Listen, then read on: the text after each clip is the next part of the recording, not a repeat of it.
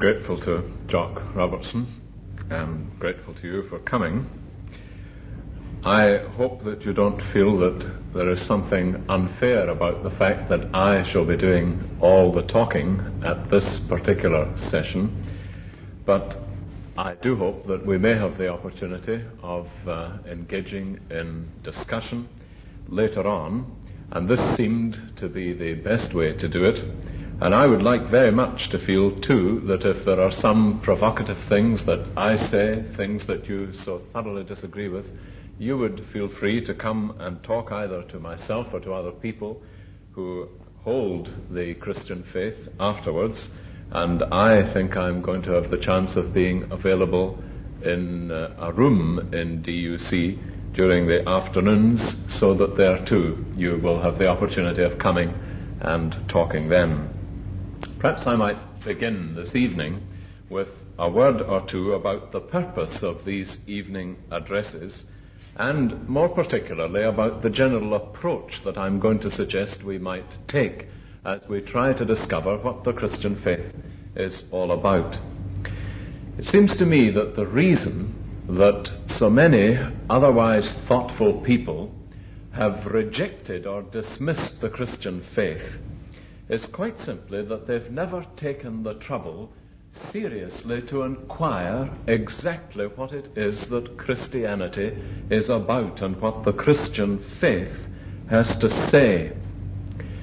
I would suggest to you that the issues with which the Christian faith deals are so important for every single man and woman about life, about the great issues that we are facing together day by day, that it's incumbent upon every thoughtful person to come to some kind of conclusion about the validity of historic Christianity. And as I see it, the purpose of my being here on these evenings is to help you to discharge this responsibility. And my task will therefore, as I understand it, be simply to try to set before you as clearly and as straightforwardly as I can in the time that I have the basic elements of the Christian faith. I suppose that a task like this isn't really made any easier by the fact that true historic Christianity is so often overlaid and encrusted in the minds of most people by such factors as the institutional church and ecclesiastic backgrounds of various sorts, so that most people find it difficult to strip away the encrustment of ecclesiasticism from the bare bones of what Christianity is all about.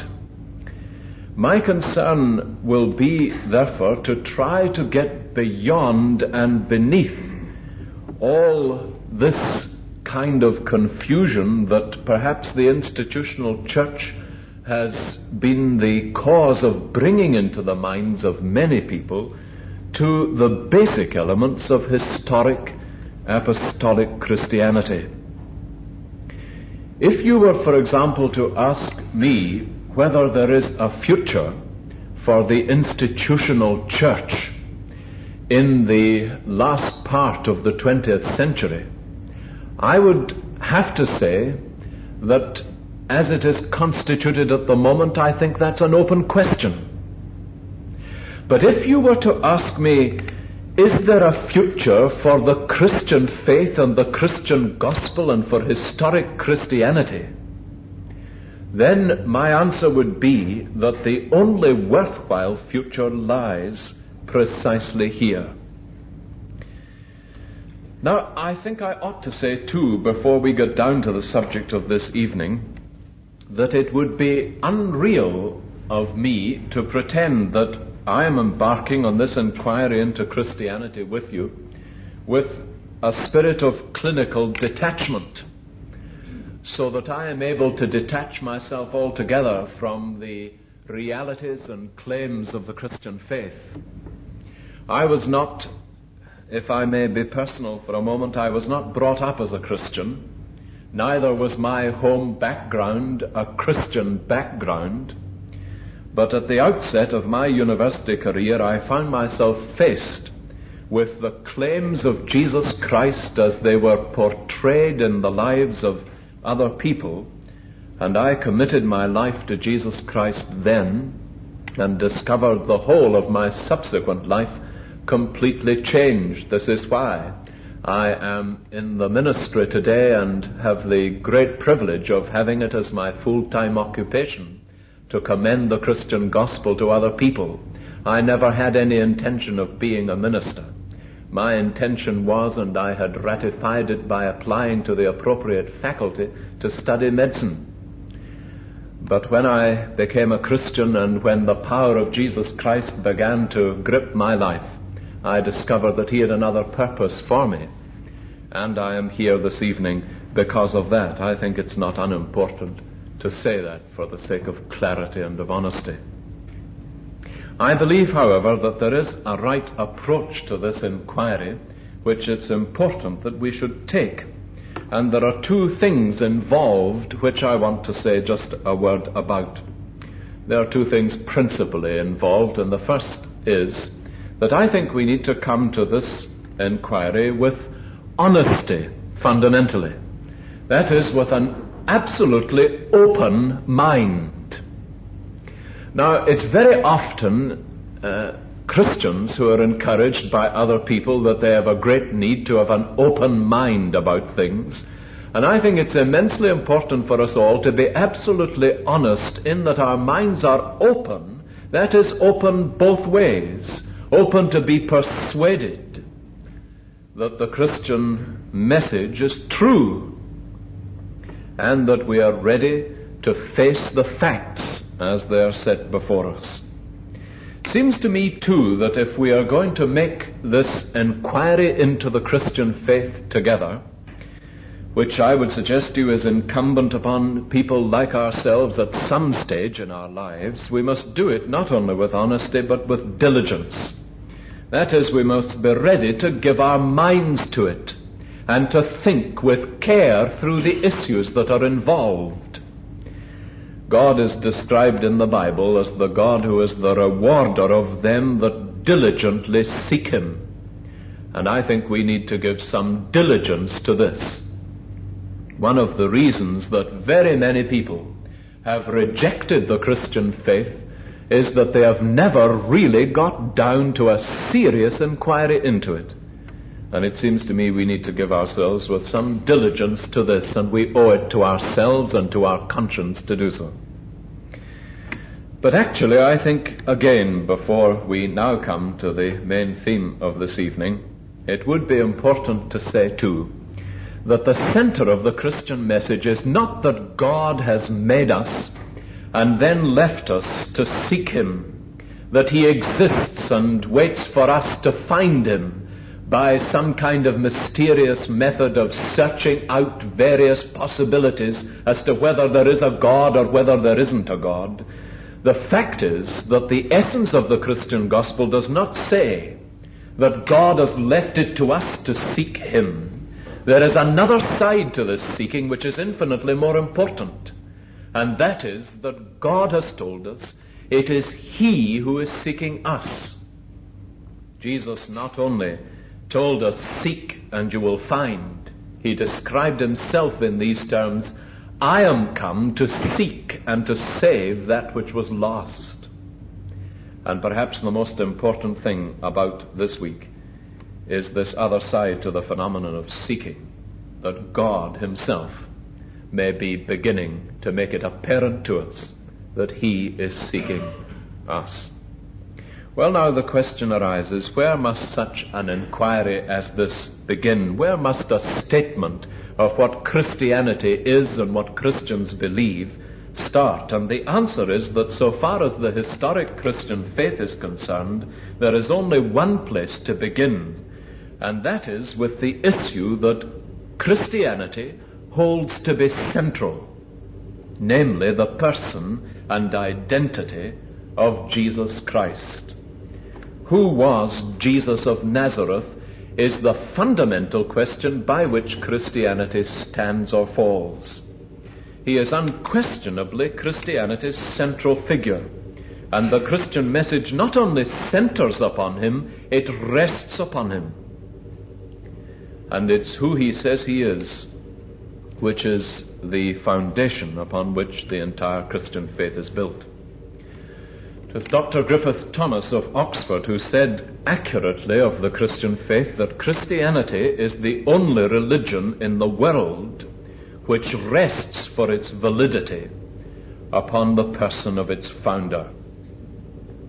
Certainly it's impossible to begin to examine the New Testament without discovering that this is the issue that Jesus himself constantly forced to the forefront of people's thinking. He was not primarily concerned that people should admire him as a great teacher, or that they should be impressed by his acts of kindness, or even by the remarkable things that he was able to do. The fundamental issue with which Jesus was continually confronting people was this question: who do men say that I am? Who do you say that I am? What do you think of Christ? These are the issues that Jesus is continually bringing before people. And not only this, but when people confronted him, they found that this was the question which immediately confronted them. Who then is this, they say? When they begin to discover what he says and what he does, they listen to him, for example, pronouncing a man's sins to be forgiven on one occasion. And immediately the question that arises to them is, who is this that speaks such blasphemy? Now, before we turn to the New Testament evidence for the answer to this question, who is Jesus Christ, there are two matters that I think it's probably important to say a little about. One is the historicity of Christ, and the other is the reliability of the Gospels, which are the records in which we find the words and works of Jesus. First of all, I think it important to say something about the historicity of Jesus of Nazareth, because from time to time one comes across attempts to deny the historical fact of Jesus' existence. The latest one that you may have seen is made by a man called John Allegro, who lectured for some time in Old Testament studies in Manchester University and gained his fame by being widely publicized in the Daily Mail particularly, and then in other daily newspapers. His hypothesis was that the figure of Jesus of Nazareth was a mythical, legendary figure whose reality was only to be found in some shadowy figure cast up by the Dead Sea Scrolls. And this got a great deal of write-up in the popular papers, John Allegro being described as the greatest scourge of Christianity since Pontius Pilate. But it is only recording the facts to say that all the theories that John Allegro propounded have been refuted and repudiated by a galaxy of experts in the very fields from which he was drawing his evidence. And they wrote, these men, some 20 or so of them, to the London Times from almost every university where there was a field of discipline in this study, and their position is summarized in the words of one of them: the doubts, he says, which have been cast on the historical reality of Jesus are unworthy of serious attention. Now, it's impossible this evening to go into all this in detail, but if you are interested, it is possible to find in the writings of pagan historians like Pliny, for example, whose dates are 61 to 114 AD, Tacitus, whose dates are from 55 to around 118 AD, and someone like Suetonius, whose dates are from 69 AD to about 130, where there are clear historical references to the events of Christ's death. And earlier still in the historian Thallus, who writes as early as AD 52 and is quoted by a number of others, there is historical reference to the darkness which fell on the occasion of Jesus' death, which Thallus, contradicted by a later writer who quotes him, suggests was due to an eclipse of the sun. Now you get more detailed references to the life of Jesus and the figures surrounding him, such as Pilate and Annas and Caiaphas and the Herods and so on, in the writings of the Jewish historian Josephus. You will notice that these are all extra-Christian sources, who also tells us of John the Baptist and his preaching and his execution. Now, Otto Benz has committed himself to this statement which summarizes this evidence, and from this subject we will then depart. No serious scholar, he says, would venture to postulate today the non-historicity of Jesus of Nazareth. A word now about the reliability of the Gospels, where obviously we are going to find the basis of all that we are going to say about Jesus. This is the source from which we derive the claims to which I will want to draw your attention that Jesus makes for himself. The question that arises is, are these Gospels reliable documents? Are we able to put credence upon them? It needs to be said, I think, that the reliability of the manuscripts of the New Testament Gospels is unusually well attested and infinitely superior to that of other accepted historians of the same era.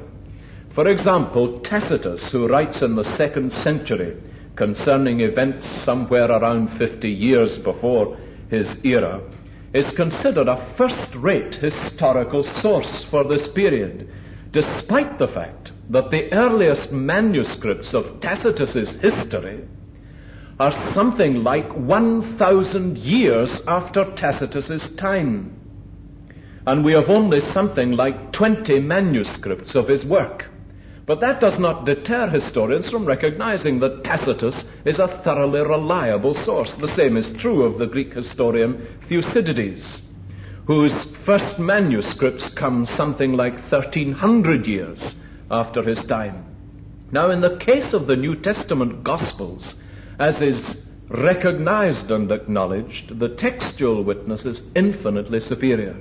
There are no less than 4,000 Greek manuscripts which have survived, some of them of very primitive date, and there is no fundamental Christian doctrine on which they in any sense disagree. There are minor adjustments that are made from manuscript to manuscript, but the fundamental Christian doctrines and the fundamental sayings of Jesus, they are agreed upon.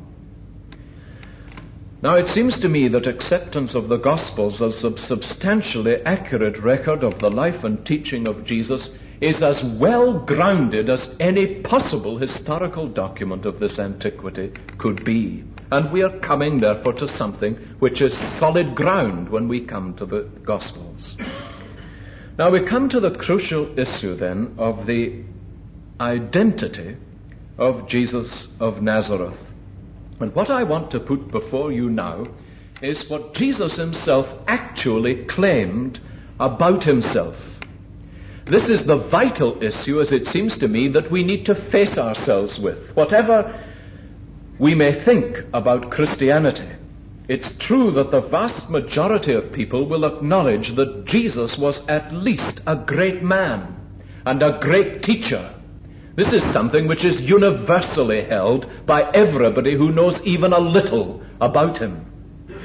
But when you come to examine the evidence, and this is where it's so important to come to grips with what Christianity is really all about, when you come to examine the evidence, you discover that his claims for himself are staggeringly greater than the assessment of him that people have. People easily toss off this cozy picture of Jesus as the great moral teacher, or the great leader, or the man who lived such an extraordinary life. But the fact is that it's impossible, as I hope to show you this evening, to hold this and still to face the clear-cut, indisputable things that Jesus actually said about himself. And now I want us to look at some of these things that Jesus says, the claims that he makes. What is it that he actually says about himself? As people are presented with the picture of Jesus Christ, what is it that he says and claims about himself? I can only give you some selected examples because the evidence is so overwhelming, but let me choose some of them. For example, one day, one of Jesus' hearers comes to him with the kind of request that we would find eminently reasonable. He says, "Now, we know and are persuaded about other things by exercising our senses, the senses of sight and of touch, for example. And we find it impossible to see and believe in God because we can't exercise these senses. And so they say to Jesus, 'If you will show us the Father, we will be satisfied.'"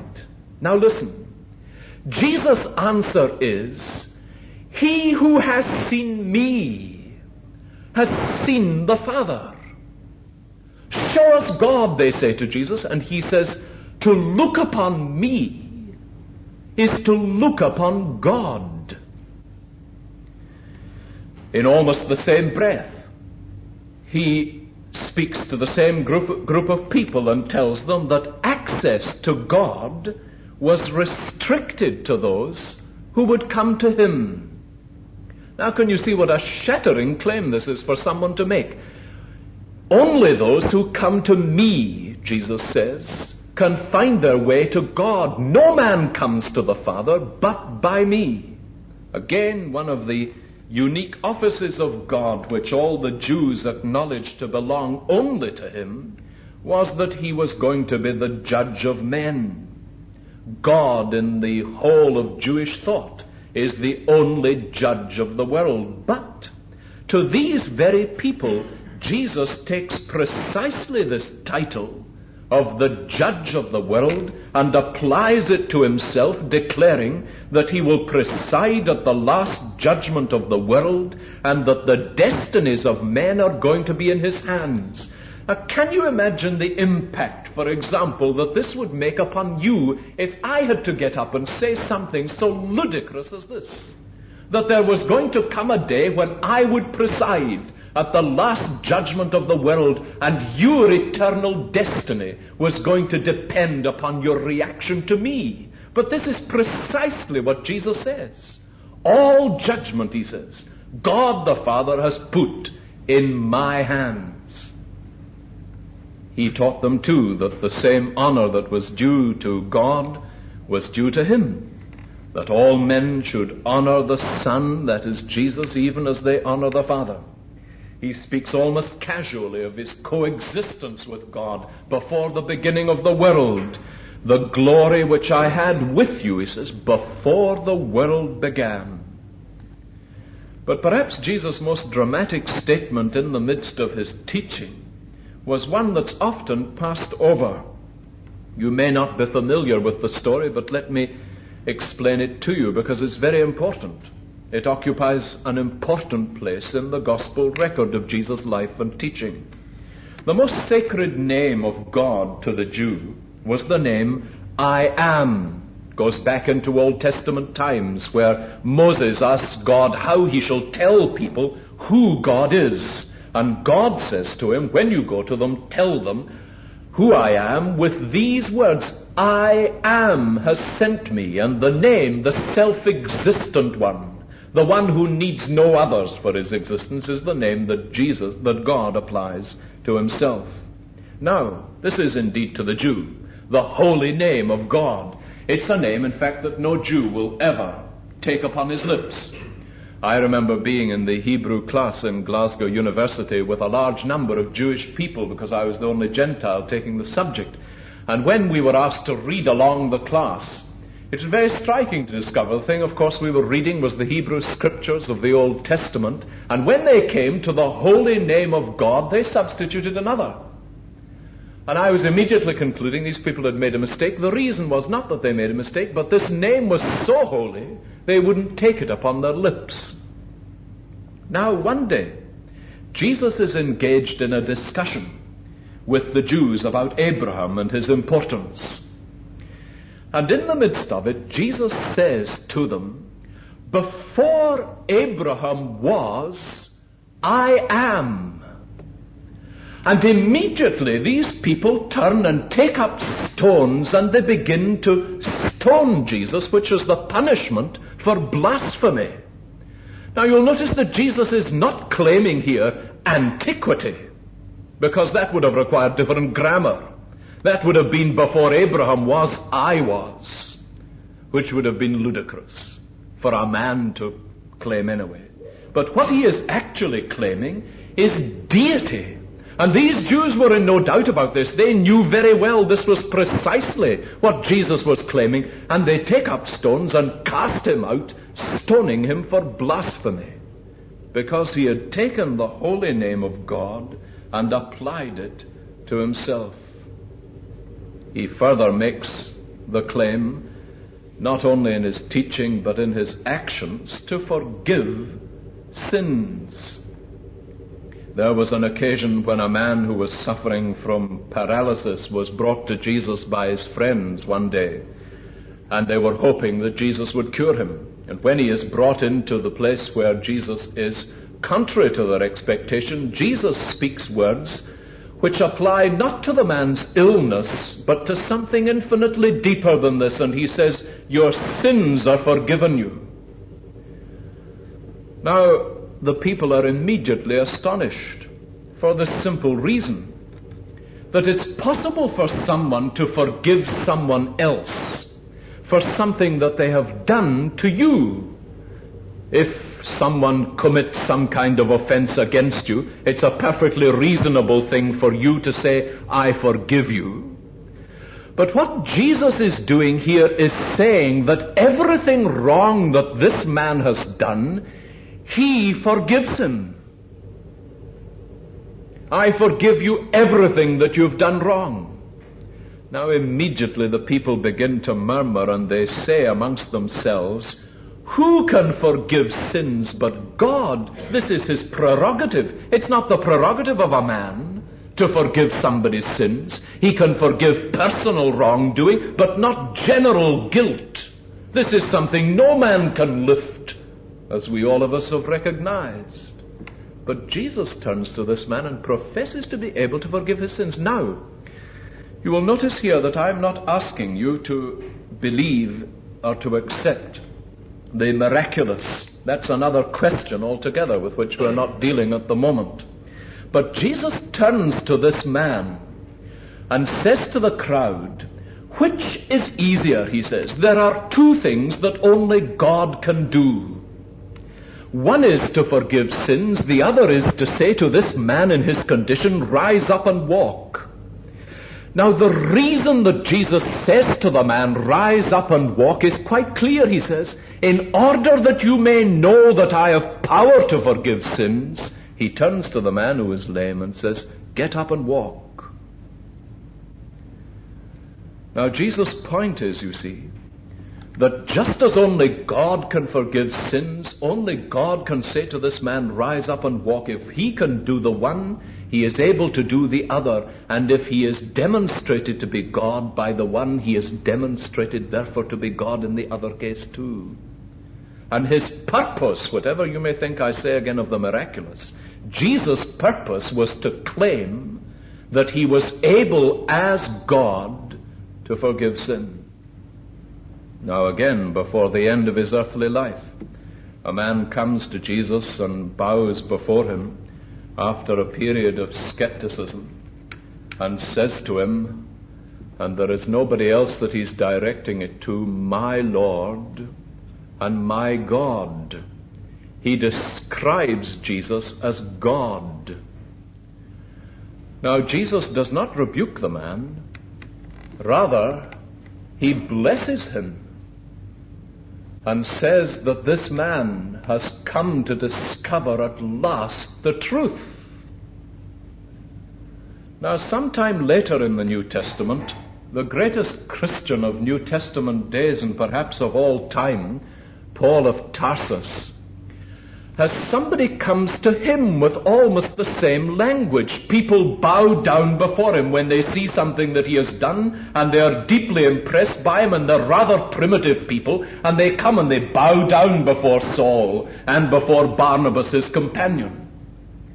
And immediately, Paul, because he recognizes the folly of this kind of thing with a mere man, he turns to them and he says, cut it out. He says, you get up off your knees. You have no business using that language to me. I am just a man like other men, and a sinner like other sinners. He says, you get up. But Jesus never says this. He says the man has come to the truth and believed it when he describes him as my Lord and my God. Now let me summarize in brief. You will notice the things that Jesus claims. He claims that to see him is to see God. To know him is to know God. To honor and worship him is to honor and worship God. He takes the holy name of God and applies it to himself. He claims to be able to forgive sins which only God can do. And he forecasts that he is going to be the one who will judge the world. Now, such claims as these bring us to but one conclusion. And that is the conclusion which is the only possible one in reading the gospel record of the life and teaching of Jesus, and it is whatever other people may think of him, and whatever we may think of him, the personal conviction of Jesus was that he was God in his person and in his nature. And these claims in themselves, while they establish absolutely nothing, do logically drive us, I would suggest to you, to a position where this picture of Jesus as merely a great moral teacher or a good man or something of the kind completely disintegrates. The late professor of medieval English in Cambridge summed it up like this, and let me quote these words to you. I am trying here to prevent, he says, anyone from saying the really foolish thing that people often say about Christ. I'm ready to accept Jesus, they say, as a great moral teacher, but I don't accept his claim to be God. Now that is the one thing we cannot do. A man who was merely a man and said the sort of things Jesus said would not be a great moral teacher. He would either be a lunatic on a level with the man who says he is a poached egg, or else he would be the devil in hell. You must make your choice. Either this man was and is the Son of God, or he is a madman or something worse. You can shut him up for a fool. You can spit at him and kill him as a demon, or you can fall at his feet and call him Lord and God. But let us not come with any of this patronizing nonsense about his being a great human teacher. He has not left that open to us. He did not intend to. Now that is precisely the position. And you'll see that the dilemma that this leaves us with is really, if there is such a word, a trilemma. For there are three possible positions to take up in reaction to these claims of Jesus. The claims that he makes may be false, if you can think this through with me. They may be false in one of two ways. Either Jesus is sincere but deluded, or he is a deliberate impostor. In other words, either he was wrong and knew he was wrong, or he was wrong and was blissfully unaware of it. And the third alternative is that he is precisely who he claimed to be. Now we need, before we come to a conclusion, to look at each of these briefly. The first is that Jesus is sincere but deluded. Which kind of megalomania is not unknown. But the fact is that hardly any of these men deceive anyone except themselves. Their delusion is so obvious. Their imbalance is something that's apparent to normal people. But the crucial thing about Jesus is that the skill and depth of his teaching only argues for a remarkable and uncommon kind of mental balance, so that when people have inquired into it, they come away saying, oh, that we could be as sane as he is, as balanced as he is, as integrated as he is in his thinking and in his character. Certainly no unbiased reader of the New Testament would gain the impression of silliness or imbalance about Jesus. Again, if I may quote Professor Lewis to you, the discrepancy, he writes, between the depth and sanity, and let me add the shrewdness of his moral teaching, and the rampant megalomania which must lie behind his theological teaching, unless he is indeed God, has never been satisfactorily got over. But there is something more. I would suggest to you that it is quite extraordinary to the point of being incredible that someone with this kind of megalomania about himself, this grand delusion that he was God. And I say again, this grand delusion is not uncommon. But is it not incredible that someone with this kind of delusion should be ruled by words like these? The Son of Man came not to be served, but to serve, and to give away his life as a ransom for many. I do not seek my own glory. This is the whole character of Jesus' life, you see. On the one hand, he is so utterly self-centered in all his teaching. He summons people to himself. It is he who is the whole center and content of the message that he has to preach, and yet, on the other hand, he is utterly selfless in his behavior. One day the disciples discover this who are around him when he turns and lays aside his outer garment and puts a towel around him and takes the most menial place in the company of those who are there and washes the feet of those who have come in from the dusty roads, a task that only the lowest servant would take, and that obviously even his disciples were shirking. But Jesus comes on the one hand with this self-centered teaching, and yet on the other with this self-effacing and selfless life. Nor was this simply an occasional achievement in his behavior, this self-sacrifice, as it is for us. It is of the essence of it. From beginning to end, he is giving himself away in the service of others, so that others write of him, Christ pleased not himself. He made himself of no reputation. Now it is this humble, lowly Jesus that everybody recognizes as the genuine picture of the Jesus of the Gospels. And can you imagine someone with megalomaniac tendencies with this kind of character? Well, let's look at the second possibility. That is that he was deceiving other people intentionally. Now you will notice what it involves. He was recognizing, although not disclosing, that what he said was false. He was misleading and deceiving people, which of course makes Jesus a wicked impostor. But the problem here is that it's impossible to find even the semblance of hypocrisy and pretense in him. And even those who are enemies of the Christian faith recognize the perfection of the character of Jesus.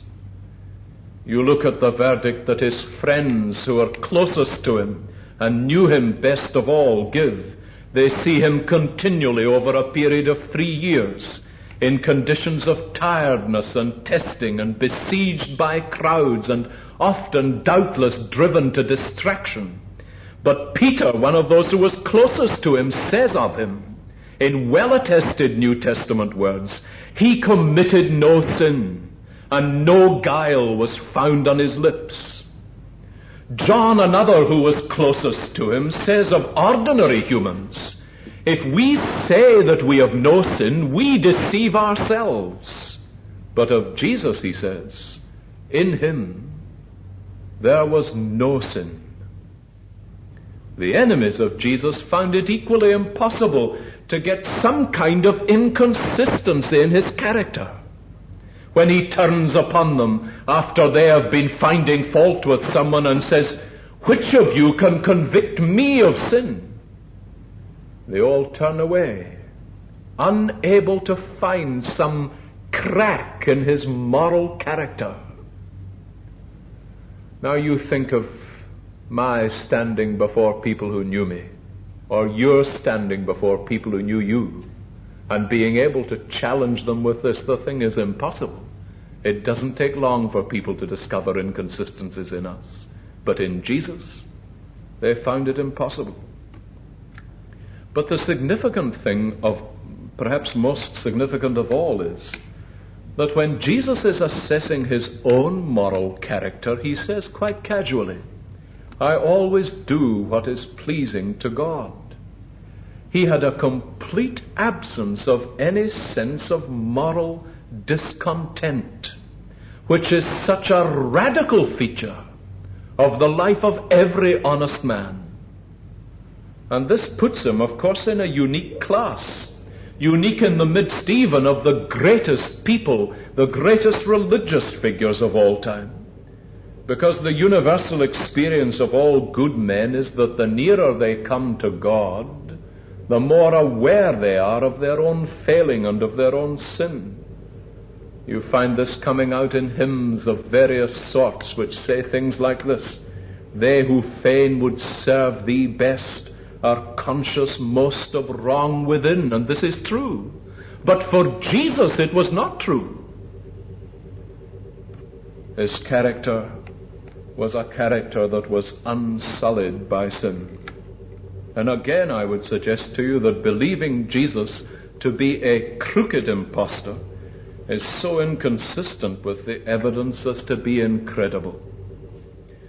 This is the position with which we are confronted when we come to the question, who is Jesus of Nazareth? And I would suggest to you that the only answer, which is a reasonable answer, is that he is indeed who he claimed to be, in his person and in his nature, God. But when you do face this question, and I suggest to you that it is the fundamental question from which we may not allow ourselves to be diverted until we have come to some answer about this, we discover that it is not a mere academic question. People sometimes think, you see, that they can sit down and discuss the Christian faith in the same way that they might discuss a scientific hypothesis. But the fact is that God does not prove his existence by a set of logical propositions. He reveals himself rather in a living person. And the real thrust of this question, once you begin to apply it to yourself and seriously and honestly to set about answering it, the real thrust of it is this: that you can't respond to a living person the way you do to a set of logical propositions. It is an infinitely deeper thing to respond to a living person. And the claim of Jesus is that the greatest need of men is for himself. True life, he says, is only to be found in me. He has come from God in order that he might begin to tell us what life is all about. He has come from God to deal with the most intractable problems of human guilt and of the meaning of human life. And he has come in order that he might take us and show us the God who made us for himself. Now this is what is involved in coming face to face with the Jesus of historic Christianity. Further, the essence of sin, if Jesus is who he declares to be, himself to be, the essence of sin will not be such external things as murder and adultery and so on. They will be and are, according to Jesus, keeping him from his rightful place in our lives as God and Savior. For he came not simply to convince men of his identity as God, but to offer himself to them. He summoned men to come to him that they might receive from him the life and the forgiveness that he had to bring to them. And the great condemnation that Jesus pronounced upon men was, "You will not come to me that you might have life." So that you see, this question is something of a boomerang question. It rebounds upon us. And we discover that there is infinitely more in it when we have come to the conclusion that Jesus is who he said he was. Then we find that the claims that he makes upon us become living and real and universal claims upon our lives. So I'd suggest to you that the vital question that we need to ask about Christianity is not the question that many people ask about the Christian faith and about other religions. Namely, is it satisfying?